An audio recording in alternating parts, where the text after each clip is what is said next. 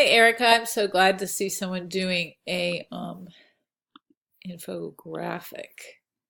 So let me open yours. Happy Easter. And here we go. Okay. Oh, just love the honeycomb. That was a brilliant idea. Okay, so I think also love the font, and I think the blue box with Save the Bees really helps bring your eye to it. So I'm just going to throw out a bunch of ideas for you. I'm not trying to criticize, but I'm trying to give you suggestions that you can give or, take it or leave it. So I do, like I said, I love the blue box. It really pops. I'm wondering if you tried making that sort of fit into the honeycomb a little bit, and if you pulled this box out so that you had a line of it go across this edge, it would also act as an arrow, kind of like start here, and then you would get people moving their eye all the way around the page. So number one, one thing I noticed is that your graphics all looked a little bit different. It looks a little bit like different people did them. So this scarab or whatever is amazingly detailed. And if you created this, all you have to do is make 5 or 6 pages of these. And that's all you need to go out and look for a job, because it's incredibly professional and it looks like hours were spent doing it. This is also beautiful. It looks along the same lines as this artist because of the way the legs are rendered. The bee is nicely done. And then over here, the strawberry I liked as well, but they really do look like different people did them. So number one, only show art that you did, unless it's a stock photography. I highly recommend that art students never use clip art. Number one, because it looks like you did it in this circumstance. And art directors are going to call you out on it every time. They're going to say, did you make this beetle?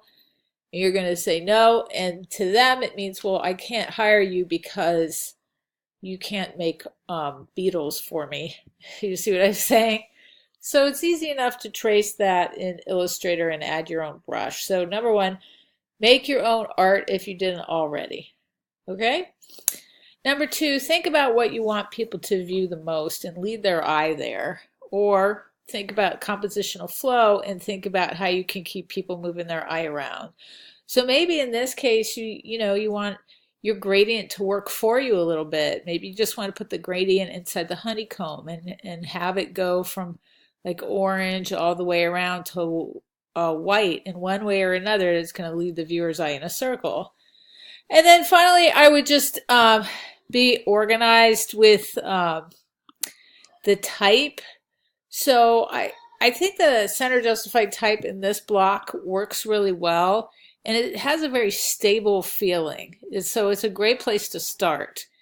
But then it gets broken up a little bit because the type starts in a different place, and then you've got basically this white space right here, so it looks unfinished.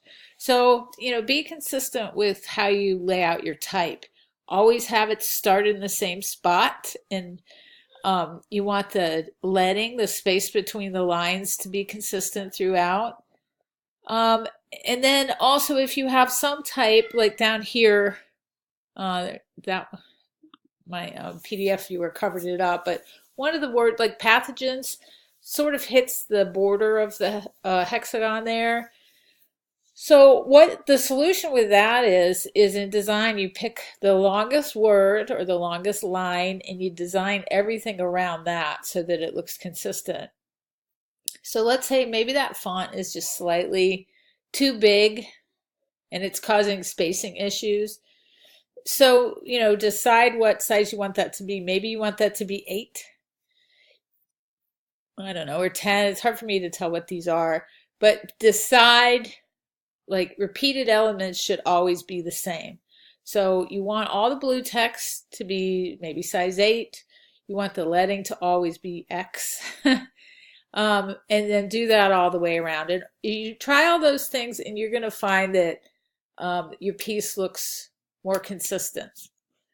All right. So other than that, I might consider, instead of using these images, maybe in one of these you show a map, or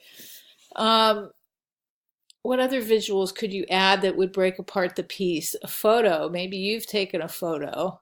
By all means, put in all your own work, because again, this could be a portfolio piece, and every element is going to sell your brand.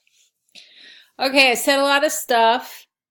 There are all suggestions you can take or leave. Like I said, I really like the color scheme. I think you did a smart thing with the blue there.